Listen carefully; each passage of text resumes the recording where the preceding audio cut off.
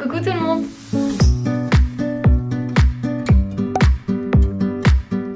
Je vous retrouve aujourd'hui enfin pour une nouvelle vidéo après cette pause qui m'a paru interminable. Alors tout d'abord j'espère que vous allez bien parce que vous m'avez beaucoup manqué. Et pour vous expliquer un peu aux personnes qui me suivent uniquement sur YouTube pourquoi il y a eu si peu de vidéos, même si je l'avais dit dans ma dernière vidéo. En fait si vous voulez, Mickaël et moi nous ne sommes plus dans la même ville et je filmais mes vidéos avec son appareil photo à lui. Sauf que maintenant il en a besoin.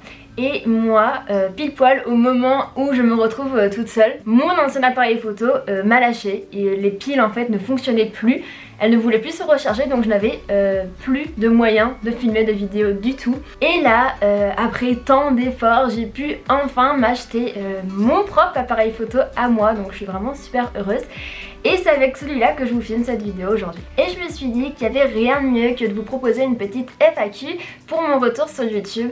Comme ça permet à tout le monde de se remettre dans le bain, de moi de me réhabituer avec ce nouvel appareil photo, de me réhabituer aussi à faire du montage et tout ça. Et également pour tester mon appareil photo, pour voir un peu la qualité de l'image, pour voir la qualité sonore. J'ai déjà fait des petits tests mais c'est la première vidéo que je vais tourner avec cet appareil là, donc ça va être un peu la vidéo test, la vidéo où on reprend tout ça ensemble. Bref, on va pas parler plus longtemps, on va passer tout de suite au sujet de la vidéo. Je vous ai demandé sur Instagram il y a quelques jours de là dans la semaine, donc je filme cette vidéo le vendredi. Je vous ai demandé ça le mercredi soir, de me poser des questions en Insta Story. Donc si tu ne me suis pas encore sur Instagram, n'hésite pas à me rejoindre parce que je fais beaucoup appel à vous sur ce réseau là. Et j'aime énormément vous solliciter pour construire mes vidéos. Je vais alors répondre aux 7 questions que j'ai reçues. C'est vrai que je n'ai pas reçu une montagne de questions, mais dans un sens c'est pas plus mal. Comme ça je peux vraiment répondre à tout le monde et c'est vraiment des questions intéressantes. Mieux vaut avoir peu de questions mais de qualité que d'en avoir plein et inutiles. Je pense que c'est parce que je vous ai posté aussi le sondage dans la semaine et du coup j'ai eu moins de réactions de votre part. Mais moi je m'en fous, c'est pas le nombre qui compte et je vais répondre tout de suite à ces 7 petites questions. On m'a demandé avec quoi as-tu compensé ton absence, donc je pense que tu parles de mon absence sur les réseaux sociaux mais notamment sur YouTube, et tu m'as proposé tes études, en gros comme solution à la question. Alors pour compenser mon absence sur les réseaux, ouais, c'est vrai que du coup je me suis vraiment investie dans mes études, ça c'est vrai. Mais il y a eu beaucoup de changements aussi parce que j'ai changé de ville, mais je vous en parlerai pour les prochaines questions.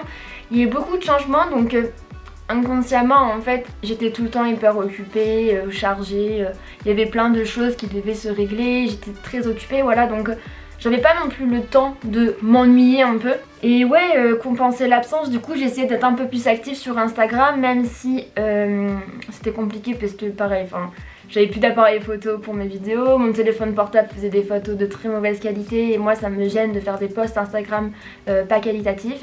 J'aime vraiment faire des choses de qualité, de toute façon vous me connaissez. Et du coup c'est pour ça, ça me gênait voilà, de faire des photos pas nettes, enfin voilà. Donc par quoi j'ai compensé tout ça? Oui, je dirais par mes études, c'est vrai, parce que je me suis vraiment beaucoup investie du coup dans ma nouvelle formation, je me suis donnée à 200% pour les projets. Et j'ai complété aussi ce manque par mon installation dans ma nouvelle ville, etc. Ensuite tu me demandes qu'est-ce qui t'a le plus manqué. Alors ça j'ai réfléchi et c'est assez difficile. Je pense qu'il y a beaucoup de choses qui m'ont manqué.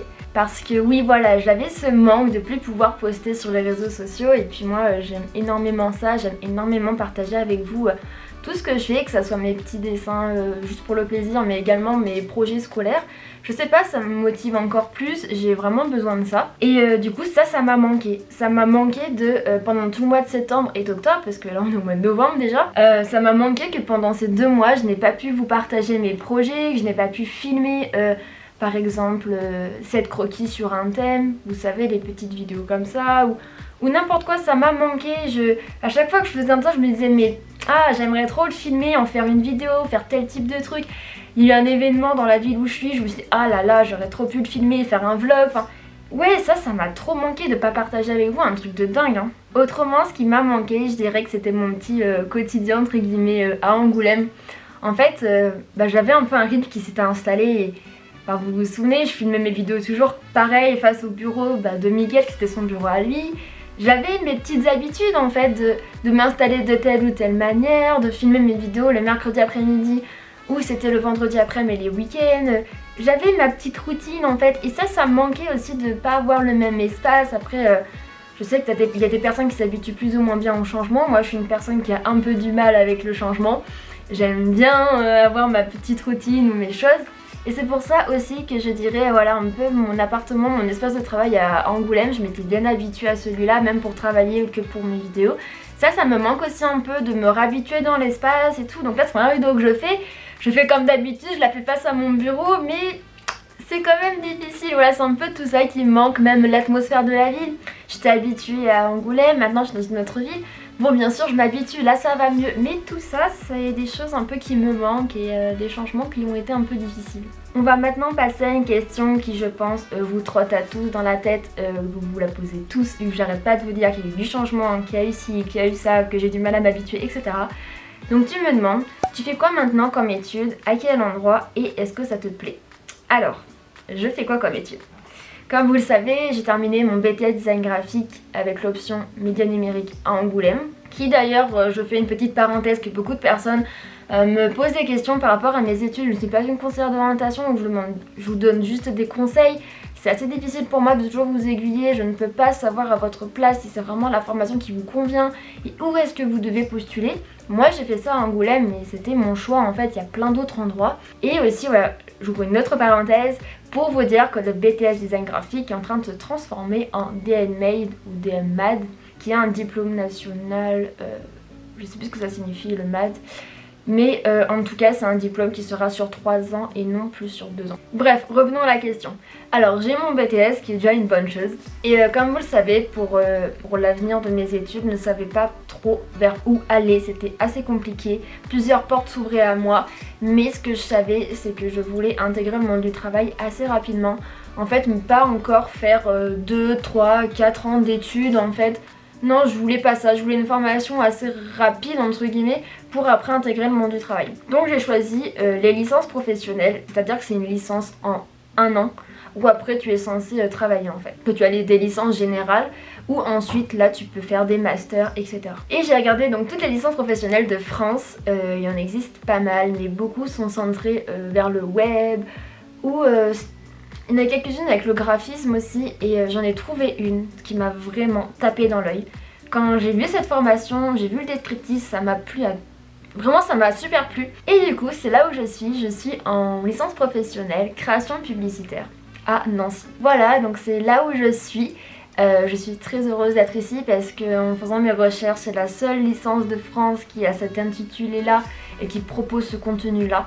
Donc je suis vraiment trop contente, depuis toujours je suis très passionnée par la publicité mais les écoles de pub sont hors de prix, franchement c'est que dans du privé. Et là de leur trouver une petite licence pro, c'est vraiment le diplôme que je voulais en fait sur la création publicitaire, c'est juste fou. Et du coup voilà, je suis à Nancy, pour ceux qui savent pas trop où c'est dans le nord-est de la France, en gros vers Strasbourg et Metz. Donc c'est vrai que c'est vraiment l'opposé de Angoulême, je me retrouve à l'autre bout de la France, mais ça me plaisait donc voilà, j'y suis allée. Ensuite on m'a demandé que penses-tu de ta formation. Alors là il faut que je réponde assez rapidement parce que sinon je vais m'étaler, la vidéo va durer 20 minutes alors que c'est que cette question. Globalement je me sens bien dans ma classe, je me sens bien dans la formation. On a des profs relativement bien dans l'ensemble malgré quelques exceptions mais ça c'est dans toutes les formations. Les points positifs c'est qu'on a des intervenants extérieurs qui ont eux-mêmes leur propre agence donc ça c'est tellement formateur, les cours qu'on a avec eux c'est génial même si parfois il manque un peu de pédagogie mais dans l'ensemble c'est vraiment super bien parce qu'ils nous donnent des exemples tellement concrets, on apprend tellement mieux en fait avec les vrais exemples du vrai marché actuel. Voilà, et les points positifs, ouais, donc c'est création publicitaire, donc franchement c'est trop bien parce qu'on a autant de la théorie sur la pub ou sur de la stratégie de communication etc, du marketing, mais également beaucoup de création graphique avec de l'infographie, du design graphique etc. Ça c'est vraiment chouette, on a vraiment les deux phases, on a la phase plutôt réflexion etc et la phase création. Voilà, et on apprend vraiment à mener à bien un projet du départ à tout ce qui est analyse avec le positionnement, la cible etc, jusqu'à vraiment le rétro-planning et le après de la campagne. Enfin voilà, du coup c'est vraiment très intéressant. Moi le contenu me plaît beaucoup. Et dans l'ensemble, j'aime énormément les profs qu'on a, l'équipe pédagogique et les intervenants. Après, c'est une formation qui a quand même aussi beaucoup d'investissement personnel, mais ça c'est comme dans toutes les formations. Le seul truc que je pourrais reprocher à la formation, mais ça ce n'est qu'un avis personnel, je trouve qu'on n'est pas assez suivi, on n'a pas assez de conseils. Par exemple, et vous nous demandez de faire plein de boulot à la maison, bon ok, voilà, on les fait, on se donne à 2000%, mais au final, en fait, on aura juste une note 15 jours après, sans avoir un détail, sans avoir un retour construit. Ils nous envoient des barèmes, mais ils les remplissent même pas. Par exemple, j'ai eu un 16, je sais pas où j'ai perdu les 4 points. Je vais pas chipoter parce que voilà, c'est une très bonne note. Mais j'aimerais savoir pourquoi, pour m'améliorer. J'aime bien savoir sur quel petit point, là il faut que je travaille plus pour être encore meilleure. On aime bien tous s'améliorer quand on fait de la cuisine, quand on fait n'importe quoi. On nous dit là il faut que tu travailles un peu mieux ça, parce que ça tes lacunes. Et l'année dernière, nos profs nous suivaient vachement bien en BTS, qu'on était une petite classe. Et on avait un énorme suivi, enfin nos profs nous détaillaient des choses, ils nous disaient alors toi faut que tu bosses un peu plus sur ça. C'était tellement bien. Et là c'est un peu ça qui me manque cette année. Même si on a une classe de grandeur raisonnable, on est 24, c'est totalement correct, on n'est pas non plus 50 ou 60. Et du coup voilà, c'est ce que je pourrais dire comme point fort et point faible. Pour rester dans les études, quelqu'un m'a demandé tu as passé quel bac? Donc pour ceux qui me suivent depuis un petit moment, vous devez sans doute le savoir, mais pour les nouveaux, j'ai passé le baccalauréat STD2A. C'est un bac général et technologique. STD2A en fait ça veut dire design et art appliqué. Donc en fait c'est un bac où je me suis vraiment totalement épanouie parce qu'on avait des cours généraux mais on avait aussi déjà des cours très spécifiques. Enfin, ouais, c'est comme ça qu'on dit. En fait, ce que j'entends par là, c'est qu'on explorait vraiment les domaines du monde des arts appliqués qui est différent du monde des arts plastiques. Et en fait, ça se divise en 4 branches. Il y a la branche du graphisme, donc là où je suis, et il y a la branche du design textile, mode, etc. Il y a la branche de tout ce qui est design d'espace, architecture. Et la 4e branche, c'est la branche de l'objet, designer d'objet. Donc voilà, donc ça se divise en 4 branches, les arts appliqués. On a vu tout ça, on a vu de l'histoire de l'art, enfin c'était tellement intéressant, je me suis beaucoup épanouie et c'est à l'issue de ce bac là que je me suis rendu compte que ce qui me plaisait le plus c'était le graphisme et j'aimais bien aussi le design d'espace, mais je me voyais pas être architecte ni designeuse d'espace parce que je suis pas très bonne en maths et je préfère largement la création graphique et dessiner. On passe à l'avant-dernière question. Tu me demandes d'où te vient ton inspiration, est-ce que c'est sur des comptes Instagram, sur Pinterest, etc. Alors je puise mon inspiration absolument partout autour de moi et dès que j'aime quelque chose, dès que je découvre quelque chose, je suis à fond sur ça. C'est assez bizarre, mais quand je découvre un univers d'une série qui me plaît ou d'un livre, mais je sais pas, je vais être vraiment à fond sur ça, je vais regarder plein d'images sur ça et tout, mais je la puise vraiment partout. Je suis beaucoup de comptes sur Instagram de personnes qui dessinent, qui soient illustrateurs, illustratrices ou des personnes comme moi qui sont étudiantes, enfin je suis plein de gens, je suis même des artistes. Sur Pinterest je suis également beaucoup de choses et j'y vais régulièrement, j'y vais plusieurs fois par semaine, j'y vais peut-être je sais pas, 4 fois par semaine. Je puise mon inspiration dans les films, dans les livres, même si je ne lis pas beaucoup. Je puise plus un peu dans les bandes dessinées parce que j'aime beaucoup moi les dessins. Donc j'aime beaucoup aussi aller à la Fnac par exemple où...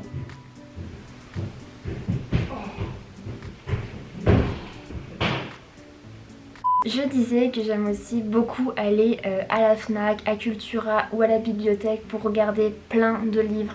J'aime énormément regarder les bandes dessinées, les documentaires ou n'importe quoi. J'aime beaucoup aller dans ces endroits-là et si je pouvais, j'irais toutes les semaines. Genre je me regarderais 2 heures par semaine pour y aller. C'est pas toujours possible, donc c'est pour ça qu'avec internet, avec Instagram, les réseaux sociaux ou n'importe où, il y a plein de sources d'inspiration mais c'est un truc de fou.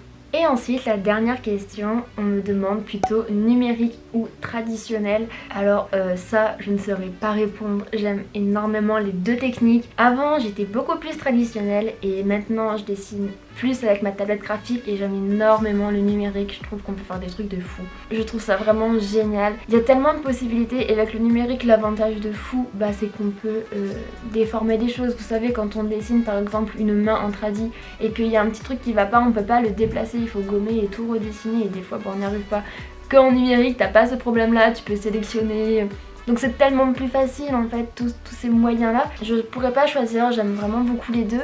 et j'aime bien aussi allier les deux, je trouve ça tellement cool par exemple de scanner des dessins tradis et de les retoucher un peu en numérique. Enfin, j'aime vraiment ces deux techniques et je suis contente qu'elles perdurent autant l'une que l'autre. Pour moi faut pas que le tradi disparaisse, que c'est vraiment important, mais le numérique faut pas qu'il ne cesse non plus d'évoluer parce que c'est vraiment dingue ce qu'on peut faire et j'ai trop hâte que ça évolue encore plus parce que c'est trop bien quoi, ça ouvre plein de champs de possibilités et de créativité.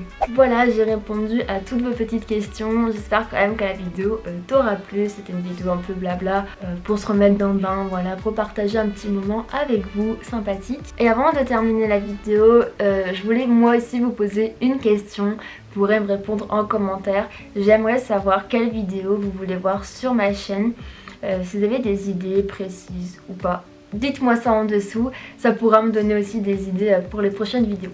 En tout cas, je vous fais à tous de gros bisous. On se retrouve bientôt pour la vidéo des défis à Corfou qu'on a fait avec Mickaël. Je pense que ça sera celle-ci la prochaine vidéo. J'ai déjà commencé le montage, donc elle pourra sortir d'ici peu de temps après celle-ci. Et n'hésitez pas, pour les nouveaux qui sont arrivés sur ma chaîne ou qui voient cette vidéo, n'hésitez pas à vous abonner juste en dessous et à cliquer sur la petite cloche pour être averti de la sortie de mes vidéos parce que YouTube ne vous avertit pas tout le temps. En tout cas, je vous fais plein de gros bisous et je vous dis à bientôt.